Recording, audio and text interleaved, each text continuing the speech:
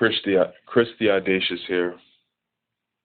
It's been a while since I put out a video.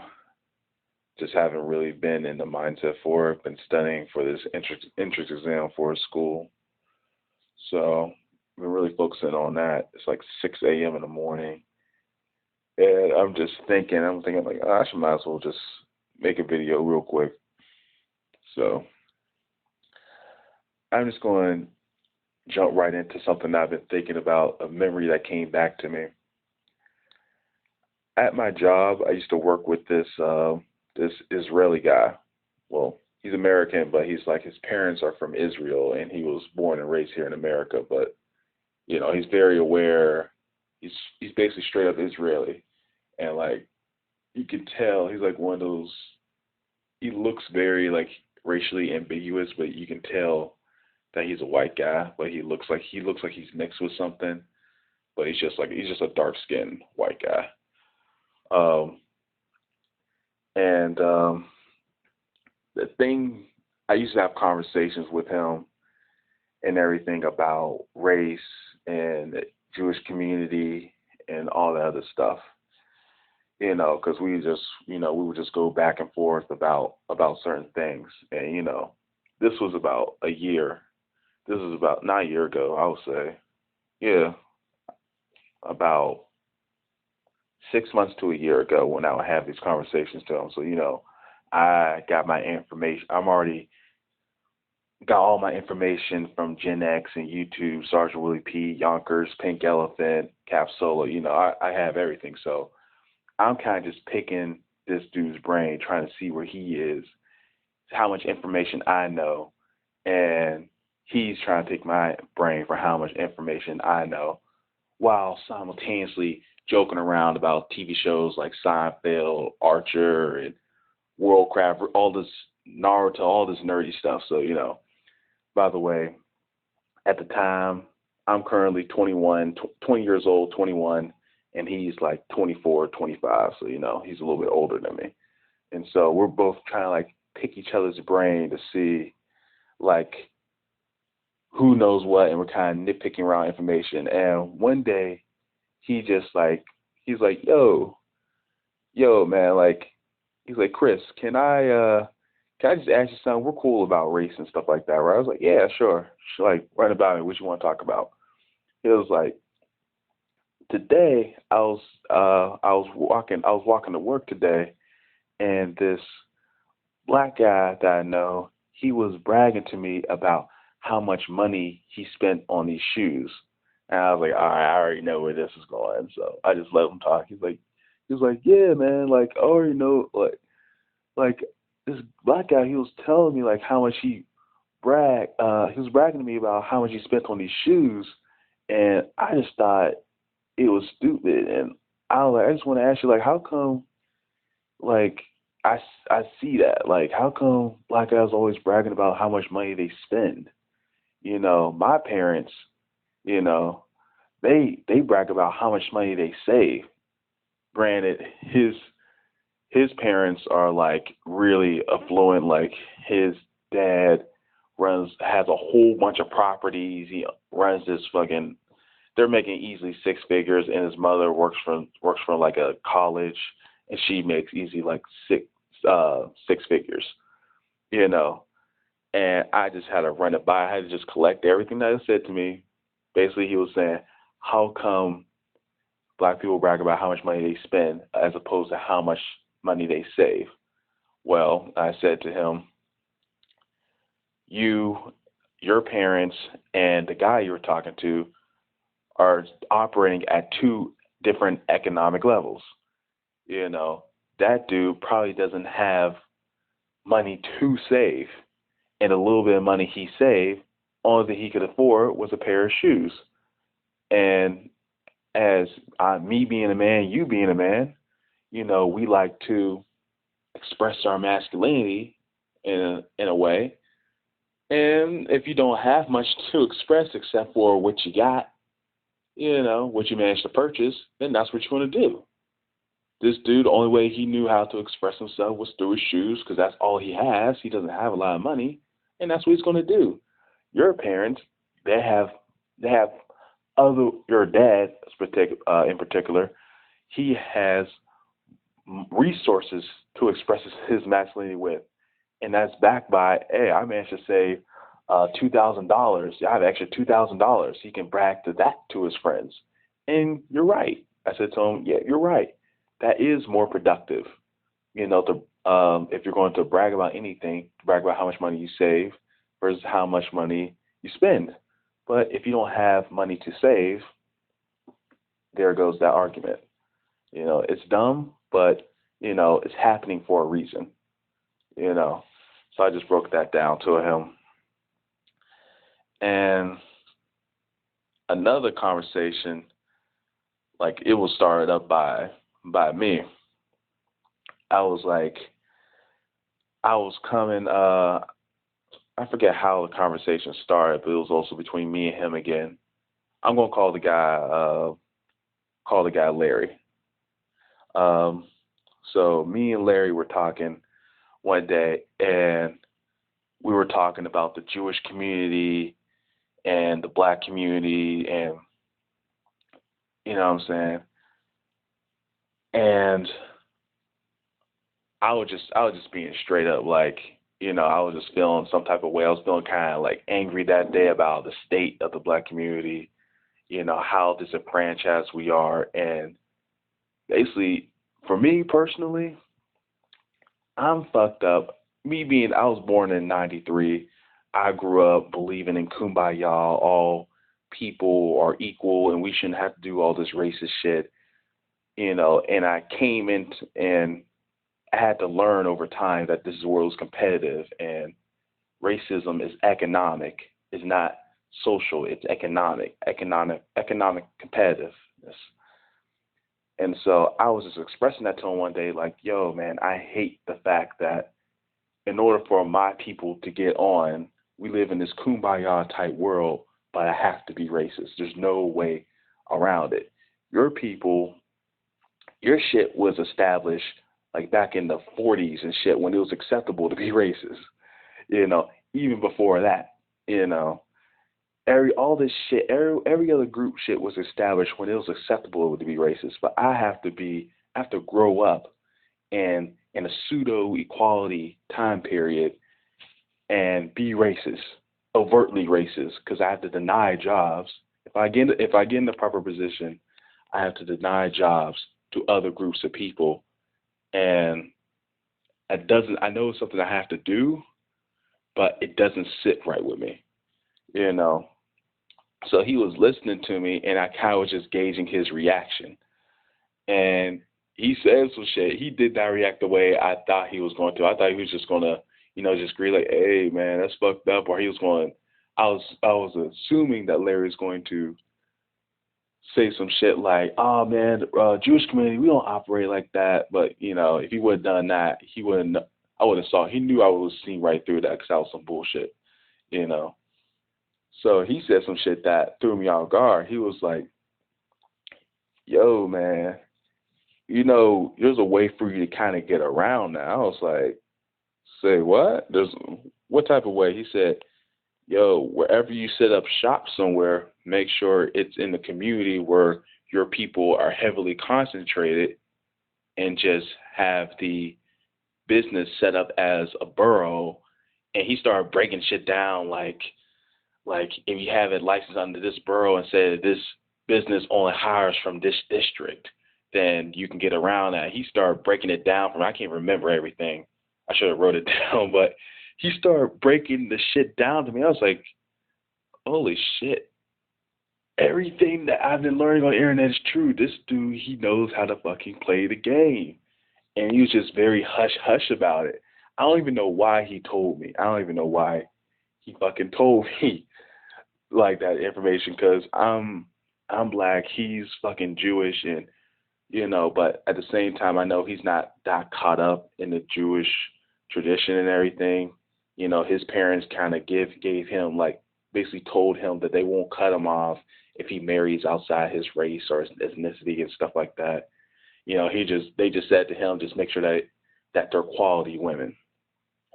So maybe he feels has a little bit more leeway than the next Jewish guy or white guy or whatever. But the dude started breaking the shit down to me, and yo, it blew my fucking mind because everything that I was told and I knew from Gen X and everything, it was just confirmed. Like, holy shit, this motherfucker knows how to fucking play the game.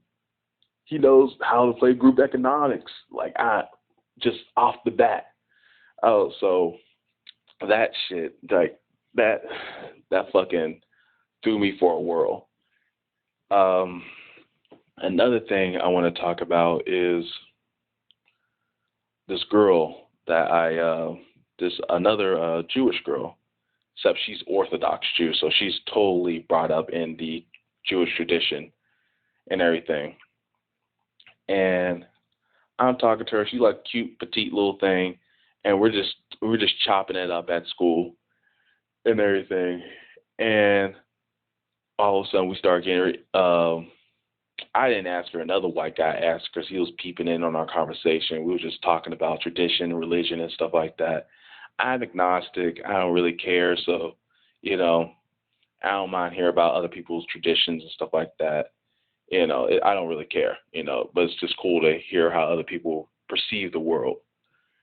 So we're chopping it up, and the white guy asked her, I guess he had a crush on her or something. He was like, so are your people against like marrying outside the Jewish community? She was like, she got a little nervous, and I didn't say anything. I was just gonna let her respond. She just said, yeah, my parents, they look down heavily upon me marrying outside someone that's not Orthodox. He was like, oh, okay. I was like, hell yeah, motherfucker. she and like this girl, she's younger than me. I'm 21. She's like 19, and she already has a car, truck. She's dressed super prim and proper. Like she was looking good. She was probably like a 6 on like if she was just like if she wasn't like wearing anything, but the way she was dressed, the way her makeup was did, the way she was just totally trimmed, and she that jumped her up to like an 8 on my book. So yeah, if she marries outside that, she's gonna be cut off. She's gonna be cut off. Like her parents are gonna just disown her. So like yeah, she it's in her best interest to marry inside of her ethnic group, specifically her religion. Because for her, she can't even marry just any old Jewish guy. She has to marry Orthodox Jewish guy. So I thought that was interesting. So that's just group relations right there. You know. At the same time, I'm talking to this Jewish girl. The next day I talked to this Haitian girl who I know at the same school. So me and this Haitian girl, yeah, we're chopping it up. We're talking chit chat, and we talk about relations and stuff like that, relationships. And she's 27. She's 27 years old. Granted, the Jewish girl, she didn't have no kids, of course, or anything like that. She didn't have sex. Guys know how really religious people are. You know, this this Haitian girl I know at the school, she's 27 years old. She's like she quote unquote devout Christian. Showing we were talking about relationships and stuff. I'm just being cool, hearing her story and everything. Because me being agnostic, I don't have any fucking story. I'm just a born heathen. So my whole world is just listening to other people's stories. So she's telling me she's a devout Christian. She only gets with other Christian dudes. And I asked her, what you going to school for? I'm going to be an engineer. I was like, oh, why do you want to be an engineer? She says, I just want to boss people around. She was like, being an engineer, you're probably going to get for the field that she wants to go in, like, you're going to have to get your hands dirty. She's like, no, I don't have to do all that. Like the engineering field that I'm going to get into, they're really into affirmative action. So, they're going to let me in just because I'm a black woman. I was like, all right, true. I just know that you're probably gonna get your hands dirty. Like, no, no, that's cool. I'm like, oh my god. I was like, oh my god, you can't. She's planning on being prim and proper, dressed all prim and proper, and she's trimmed up. She looks nice. She dresses well, but she's not gonna be able to do that in the field that she's gonna get into. You're just not gonna walk in there with a hard hat and a dress and start commanding people around like without getting your hands dirty. Like, so I was just trying to slide because you can't. You guys know, I was in a public space. I was like, we were like in a study hall talking, so I couldn't tell her real shit. Not only because she was a woman and she didn't hear anything I wanted to tell her before, but we were in a public space and people would have called me a fucking sexist or something like that if I start telling her that you can't be prim and proper in this field. You're gonna get your hands dirty in this field. You can't just go in there have a responsibility. Just go in there having power without. It threw me for a loop. But anyways, I was talking to this Haitian girl, and she already has a little boy. She has a little boy about like 3 years old, and she was telling me about the guy that she got with. The guy isn't shit. The guy is a fucking loser. He's living with her, driving her car, and guess what? And she's revealing to me that he cheated on her. And she was like, oh my God, I can't believe he would do that to me. Why would he do that to me even though I'm taking care of him? I was like, and eventually, like, on the outside, I was being really patient with her. But on the inside, I was seething. I was seething like it's so obvious. No, one thing is that what do you expect? You got with a loser dude who probably only knows how to define himself by his dick. So that's number one. Number two is that he only defines himself by his dick, so he has no other way of defining his masculinity. And number two, he can do whatever the fuck he wants to do because he doesn't have shit, you know, because he's poor and he doesn't have a pot to piss in, he can just spread his seed anywhere. So that's like the second point. It doesn't matter if he had his son or not. She was like, I'm taking care of him and everything. I'm letting him drive my car. I'm letting him stay in my place. Why would he do that to me? And only thing I could say is, girl, he probably grew. I was like, he probably grew up. I was trying to say as nice as possible. Like he probably grew up where that's kind of acceptable, just seeing women take care of him. And she just sighed and like shook her head. I don't think she fully got the ramifications of what I said, because she was like, shit, because she asked me, well, should I stay with them or should I break up with them? I was like, chick, break up with him. He ain't about shit. Like, he has nothing to offer you. I didn't say this out loud. I was being really polite about it. I was like, break up with him. He has nothing to offer you. And try to find someone that has more to offer you and your son. And she just shook her head. And I just let that be. And the next day, literally the next day, we met up at the study hall, and I was talking to her, and she told me, guess what? I was like, well, what's up? I'm pregnant. I was like, oh my God. Oh my God. What? She said, she said, I'm pregnant. I was like, what? I was like, what the dude? And she said, yeah. She said, I love him. I'm gonna give him a chance. I was like, and I said, and I just held it all in and just said, congratulations. I was like, another Dune relationship. And of course, so fast forward like 3 months later, I'm helping my one friend move and everything. So we're getting supplies from like a little corner store somewhere. And what do I see? I see the Haitian girl pushing along her little her little stroller with her son in there, and she's, busting out pregnant already, you know. And of course, the father was nowhere around. I don't. That could mean anything, but I'm pretty sure the way she was looking, she was still looking nice and everything. She was a cute girl, but you know, something tells me that ain't working out, and something tells me that degree that she's trying to get isn't going to work out either, because she literally had no backup whatsoever. So I don't know. That's just something I wanted to point out. A little comparison that I had.